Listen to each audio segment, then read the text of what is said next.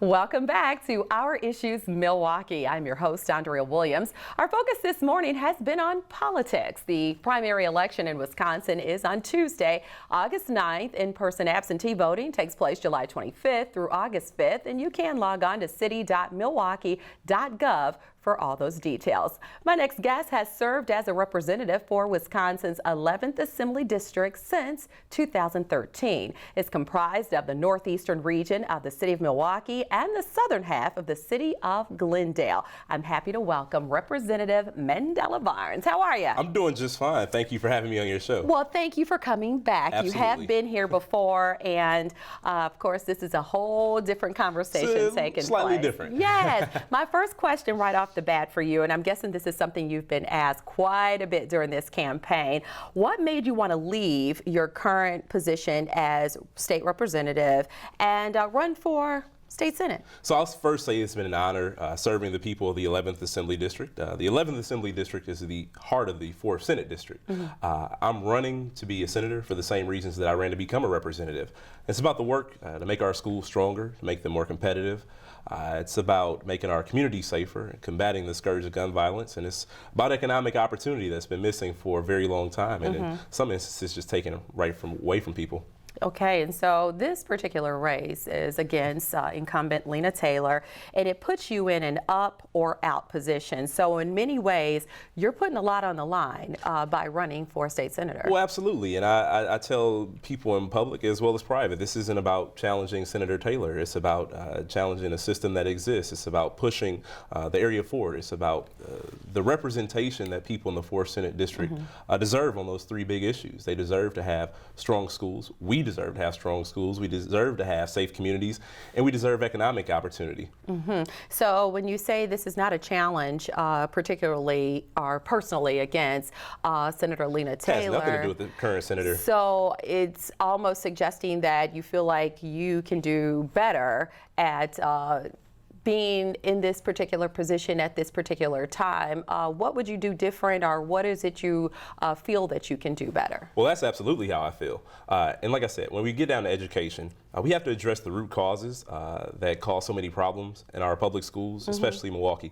And the 4th Senate District is the perfect example of what's going on in our school systems, because it has Glendale, it has Sherwood, and it has Tosa. 3 school districts that are far different from the Milwaukee public school system. 3 school districts where the students don't face the same issues that our students in Milwaukee public schools face. That's true. 1 out of 19 MPS students is homeless. You look at the rate of poverty, you look at the crime density in so many communities that these students are coming from, and we expect them to perform at the same level that students in those suburban school districts perform at. It's not an apples to apples comparison. This isn't even apples to oranges. These are two just completely different size and shaped fruits here. So what we have to do is address those issues, and that's why I've been a proud proponent of the community school model, something that I've supported before being in elected office, because it addresses those barriers to education that exist. It creates a holistic learning process, not just throughout the school day, but before and after. And it involves parents, it involves community members, it involves organizations to address those root causes of educational underachievement. And you did just talk about some of the work that you've put in dealing with community schools. Absolutely. You've served as a representative for the last 3 years. So looking back, what accomplishments are you most proud of? Well, I'm most proud that we got the conversation going on community schools. I'm most proud of the legislation that I've introduced. My first term, myself, Representative Goyke, I think we introduced the most bills of any freshman. I was very ambitious that first term. There was so much I wanted to talk about, because these were the reasons that I ran.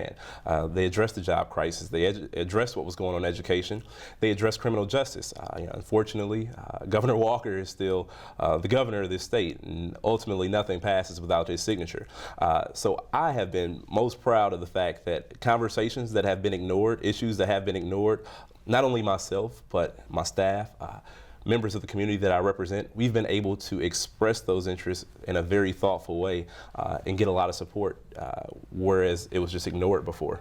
Ignored by? Ignored by whether it was current representative, ignored just in terms just people who didn't want to talk about it. They didn't want to talk about the root causes of education. They didn't want to talk about how we need to support our public schools and not support systems that aren't as transparent and often take away money from our public schools and produce worse results. Okay, so looking ahead, if you are elected as state senator, what would be at the top of your agenda? What would you like to accomplish? Community schools remains at the top of my agenda. Job creation, of course, is very important. Economic opportunity is a big part of my platform, as well as public safety. But community schools is just because I've been working on it for so long. I want to see this thing happen. It's happening in other parts of the country with significant results, and I want to see that happen here. Economic opportunity, raising the minimum wage is a priority, combating predatory lenders who go into low-income communities. And there seems to be a lot of confusion because Senator Taylor often says that I'm misrepresenting her record on the issue. The record states that she voted against capping the interest rate. That is a very real thing. It's just a quick search of the Google, quick search on the legislative website. This is a fact. That can't be ignored. And that is one of the reasons why we're in this fight. That's why we're in this race, because people who are living in poverty, low-income families, deserve a chance. They don't deserve to be pushed down even further. All right, so in May, you attended gun violence prevention convening at the invitation of the White House. Yeah. And you've been known to sharply criticize Wisconsin's conceal and carry and castle doctrine laws. So I want you to talk more about where you stand on those issues. So it was an honor to be invited by the White House, and that's where the senator and I draw another stark contrast. There's a huge difference between us on the issue of guns. I don't think that more guns on our streets is going to solve the crisis that we face not only here in Milwaukee but across the country. And my criticisms for the concealed carry law and castle doctrine is how lax they are. We have two of the most lax gun law gun proliferation laws in the country. With our concealed carry law, repeat offenders are able to get a concealed weapons permit as long as you aren't convicted of a felony. If you were charged with a felony, you pled down to a misdemeanor, which happens often because there's a backlog in our criminal justice system, you're still eligible for a concealed carry permit. You don't know who's packing because we cannot even track the data on concealed carry permit holders.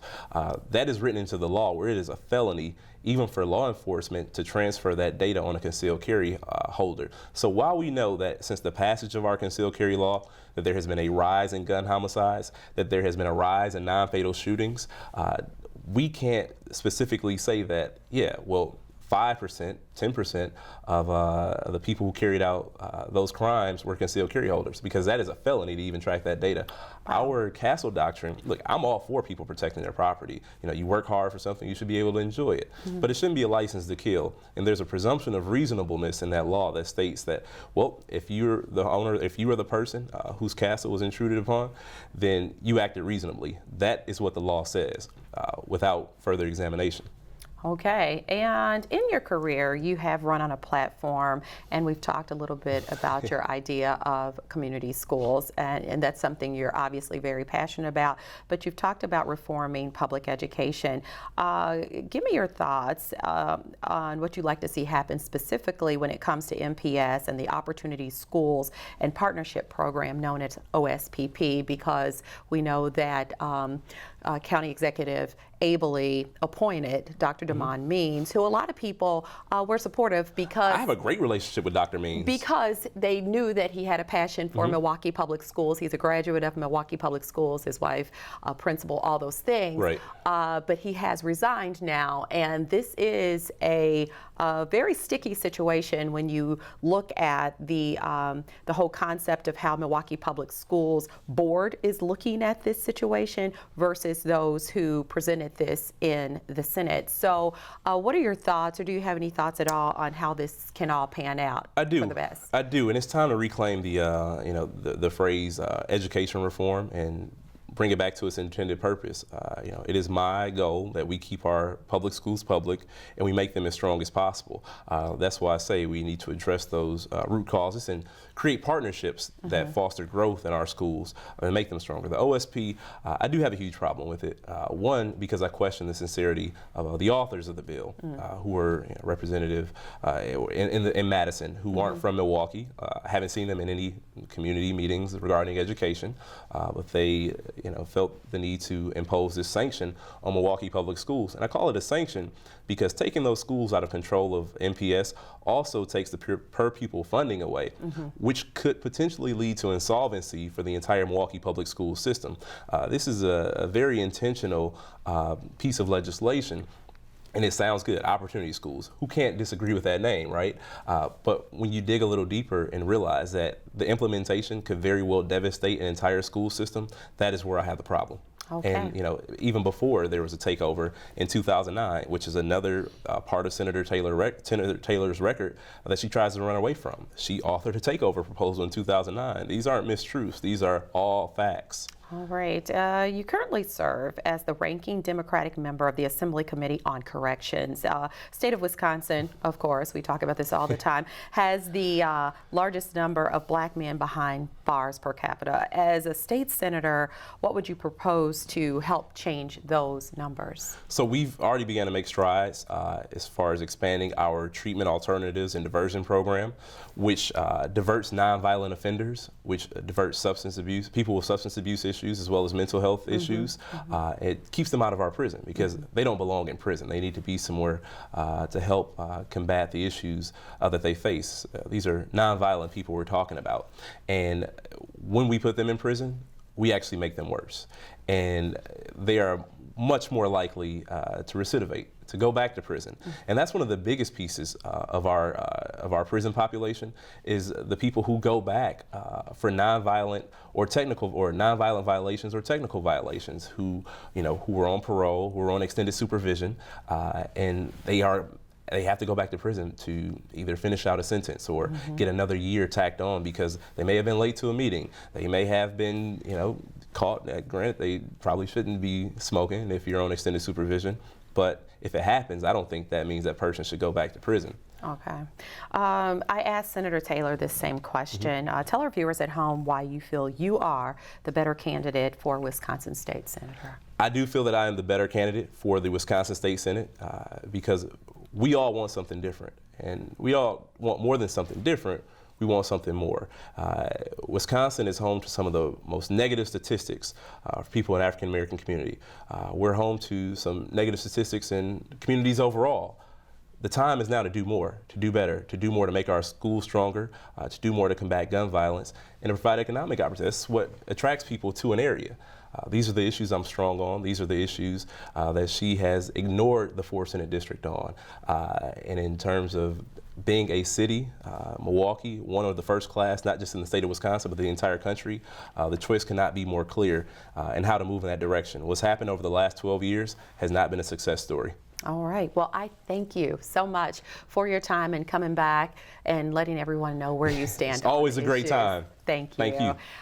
And we appreciate Representative Mandela Barnes coming by today. He, of course, is challenging incumbent Lena Taylor for the Wisconsin State Senate. For more details on where Representative Barnes stands on the issues, you can log on to mandelabarnes.com. Remember, primary election day is Tuesday, August 9th. Stand up and let your voice be heard. That is going to do it for today's show. I'm your host, Andrea Williams. As always, I thank you for watching, and I do hope you join us again next week as we take another look at our issues, Milwaukee. Have a great day.